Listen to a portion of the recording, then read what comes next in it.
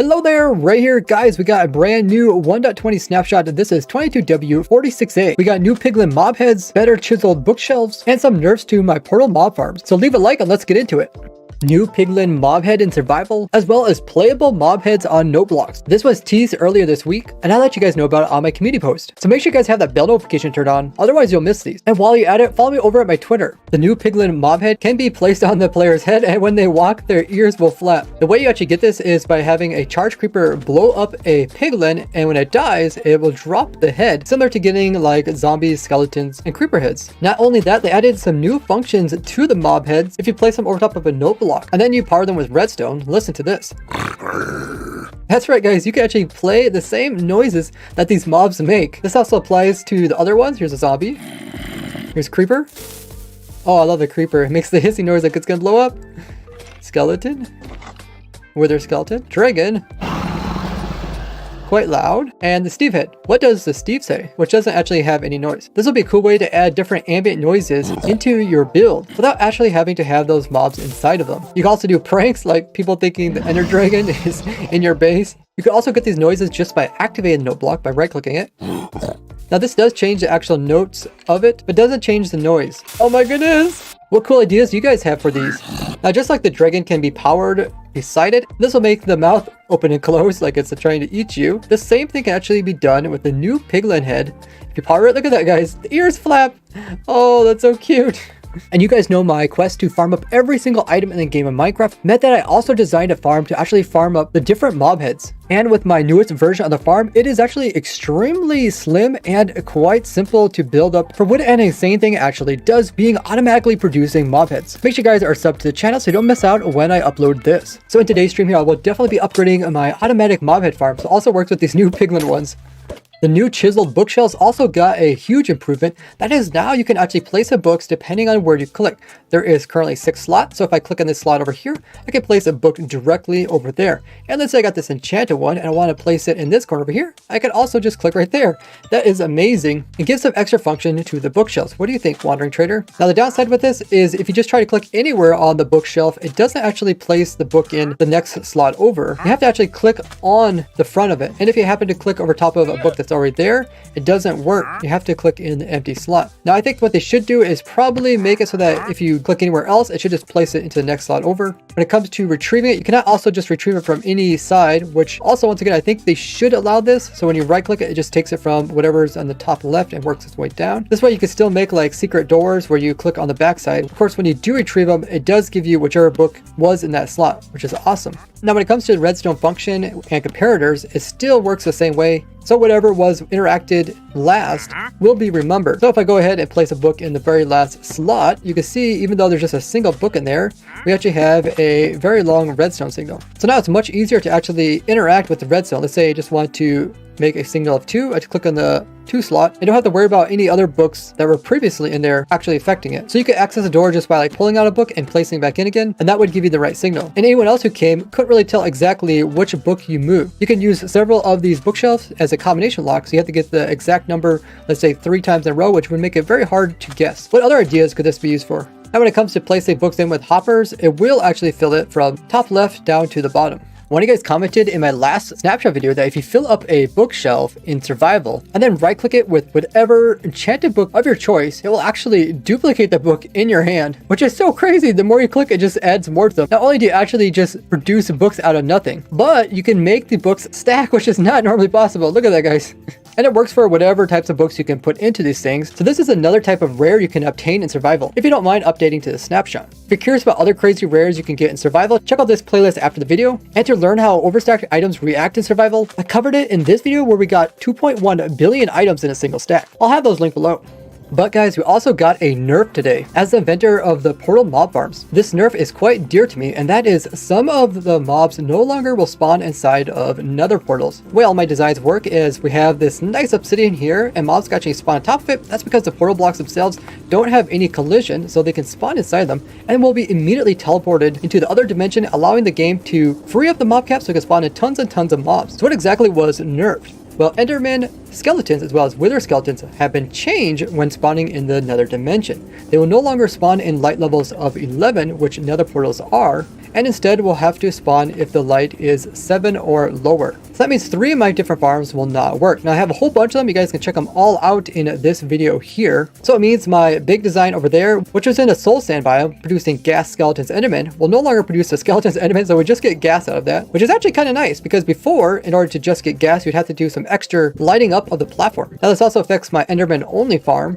which is built here in a warped forest, and will also prevent endermen from spawning inside of the basic version of a mini underload farm. And this changes my more recent nether portal wither skeleton farm. This thing is built inside of a fortress intersection, and wither skeletons would just immediately spawn inside of it and be teleported into the overworld, along with some other fortress mobs. So now if you run this farm, you'll just get like the blazes, the zombified piglins, and the magma cubes, and you won't get the wither skeletons or the skeletons. So if you want to make a wither skeleton farm, I still recommend using my famous wither skeleton farm, which is actually really easy to set up, and I'll have it linked below. Now they said that this change was actually done to purposely nerf my portal mob farms, but this change isn't actually a shock because they did warn that they were going to try to prevent mobs from spawning directly inside of nether portals, as this behavior isn't favorable in all cases. The odd thing is with the mobs they decided to nerf are mobs that actually did not even previously work with my nether portal mob farms until they changed it in 1.18. Now in this change they did some other weird things, like they made sure all mobs in the overworld that were hostile should spawn with a light level of 0, so people wouldn't have to worry about things being a light level of 7 spawning in mobs. But here in the nether they wanted so mobs could also spawn with all the different fire and lava that's around. So they tweaked it so that most mobs in nether are able to spawn with a light level of 11 or lower.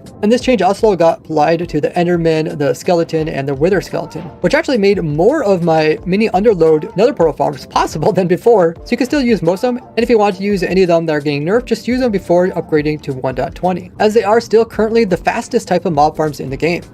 A few guys told me that you noticed that the texture on top of these green bamboo, also known as the blocks of bamboo, was the same texture that was on the stripped variation. So now they're changed. You can see this is green, just like the sides. And then when you strip it, it's the more yellower, tanner color. So now we have 2 different colors of waffles. Now they also came in and changed the actual planks for the bamboo. So this here is the stripped variation, and these are the planks over here. They said they changed them so that they will kind of match the same texture as other planks in the game. That way when you place them side by side, they kind of transition very seamlessly between the 2 textures. With the last week's snapshot of the new bamboo blocks, it was no longer possible to craft up the bamboo planks using the 2x2 in the grid. This was confirmed to be working as intended. This means it will cost 9 bamboo in order to turn around and make 2 planks instead of just costing 8. So with this confirmed change, it's just a little bit more expensive to make the planks, and you have to put them through the crafting grid twice in order to do it. I really wish they would bring a stonecutter-like workstation, but works for other blocks like wood, because with one of these you can skip multiple crafting stages, such as going from stone to stone bricks, and then going to slab, but all with a single craft.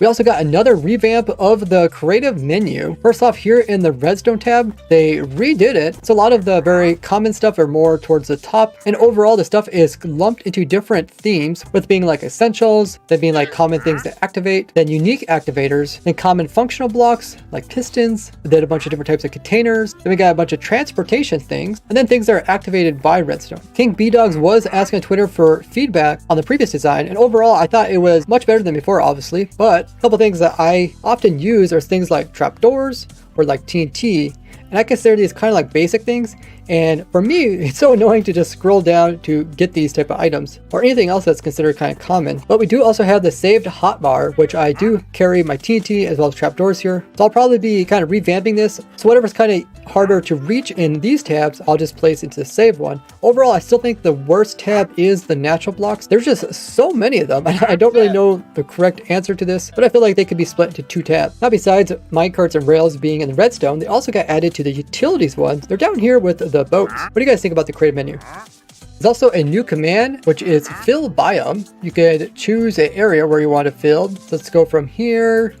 to here. Then you can choose what biome you want it to be.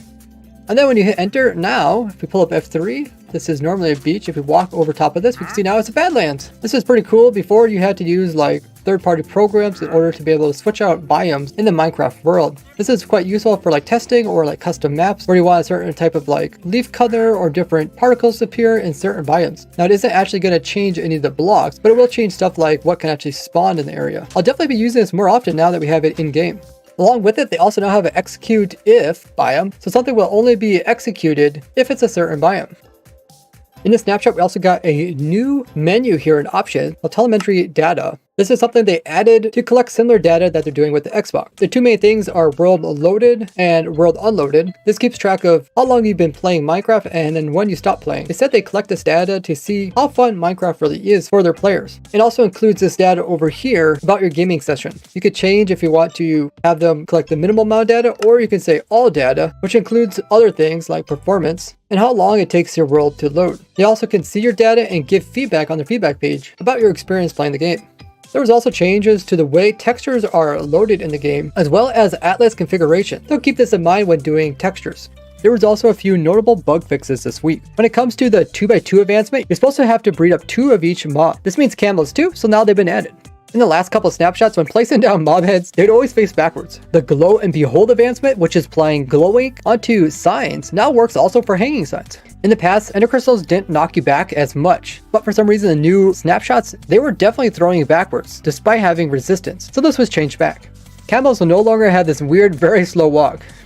And these crazy walking speeds with the frog and the camel are now fixed. With the recent game rule where snowfall can actually add snow layers. When layers are added, entities would slip through them. So here you can see like this armor stand hasn't moved, where this one where it got a layer added now fell downwards and is shorter. So this will no longer happen. You guys are wondering what a wither mob spawner and a dragon one would look like. And as you can see, when you put these spawn eggs inside of them, the dragon shows up as a big hitbox as well as all the small ones kind of stacked on top of each other. And as you expected, it actually spawns in the dragon. Look at it, destroyed its own spawner. And the wither also works. Notice this tab here and how it's slightly misaligned? Well, I didn't, but this is now fixed. In the last snapshot, they accidentally added it so villagers could not actually open doors, so they were stuck inside. This also applied to piglins, which now has been resolved. In the pause menu here, this little game menu, that should be clicked. Listen to this.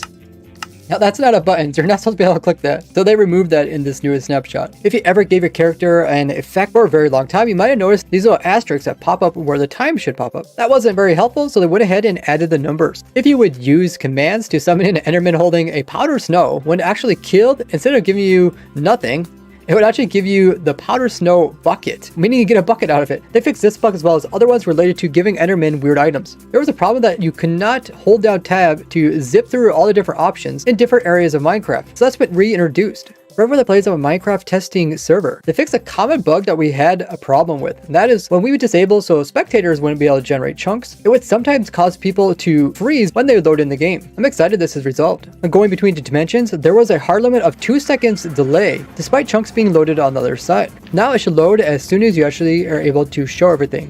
When it comes to commands, you can make it so that it has a limit of 1, meaning that once it finds something, it should stop searching. Despite this being how they wanted it to work, it wasn't actually working this way, but instead would create immense lag. This has now been resolved. Now join me as I discover new crazy things with the snapshot. That's on my Twitch, and the server's open to my viewers, and the server's from Bisect Hosting. With them, you guys can run your very own Minecraft servers, plus 25% off if you use code RAY. Or check out these new tricks for 1.20, or my playlist about survival rares. We're so close to 6,000 followers on Twitter, so welcome if you recently joined. I sometimes even post real life photos over there. Thank you for watching, I'll see you guys in the next one. Bye bye.